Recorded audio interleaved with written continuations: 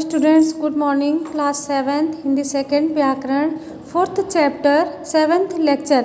इसमें बेटा अपूर्ण पर्यायवाची शब्द दिए गए। अभी मैंने आपको पूर्ण पर्यायवाची शब्द पिछले लेक्चर में बेटा आपको पढ़ाया था। अब ये क्या है, ये अपूर्ण पर्यायवाची शब्द है। तो अपूर्ण पर्यायवाची वो शब्द होते हैं जो समान अर्थ तो रखते हैं लेकिन सदैव एक दूसरे के साथ पर प्रयोग नहीं किए जा सकते। जैसे अर्थ छवियाँ पृथक होती हैं। जैसे अभिमान है तो अपने को दूसरों से बड़ा समझना, इसका ये अर्थ हुआ। और अहंकार क्या है, अपने आप को अवांछित महत्व देना। इसमें ऐसे दिए गए हैं, अगम है जहाँ किसी पहुँचा ना जा सके, और दुर्गम है जहाँ कठिन नाई से पहुँचा जा सके। ठीक है। अनिवार्य क्या है, जिसे टाला ना जा सके, और आवश्यक क्या होता है, जो जरूरी होता है। भूल क्या है, अनजाने में जो हमसे गलती होती बेटा उसको हम कहते भूल हो गई। और त्रुटि क्या होती, जो हमारे अंदर कोई कमियां होती हैं उसको क्या कहते हैं, त्रुटि कहते हैं। आयु क्या होता है, जीवन का संपूर्ण समय। अवस्था, जीवन के बीते वर्ष। ठीक है। आवेदन, योग्यता के आधार पर किसी से कार्य करने की इच्छा प्रकट करना, कहेंगे ना आवेदन भरना है।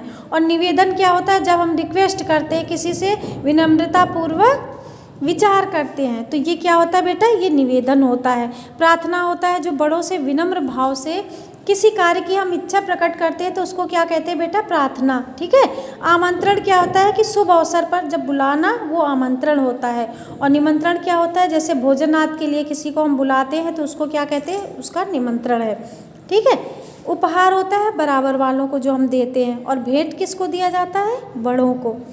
ऐसे ही है ये जैसे ये देखिए, भाड़ा, रेल बस आदि का ये भाड़ा होता है ना। कष्ट, दरियागंज, ये शरीर और मन की असुविधा। दुख होता है किसी वस्तु का अभाव। अब जैसे देखिए इसमें प्रयोग दिया गया है, लंबी यात्रा में दादाजी को बहुत कष्ट होता था, तो बेटा ये विलोम शब्द है। अब आगे देखिए, ऐसे ही ये सारे दिए हुए, ये विलोम। विलोम क्या होता है, विलोम होता है विपरीत। जिन शब्दों के अर्थ को हम एक दूसरे के विपरीत या उल्टे होते हैं उन्हें हम क्या कहते हैं बेटा, विलोम शब्द कहते हैं।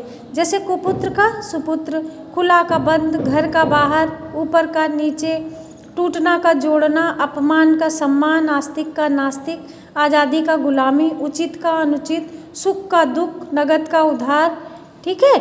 ऐसे ये आपको बेटा ये होमवर्क में आप ये अपनी नोटबुक पे लिख लीजिएगा, यहाँ से यहाँ तक इतना।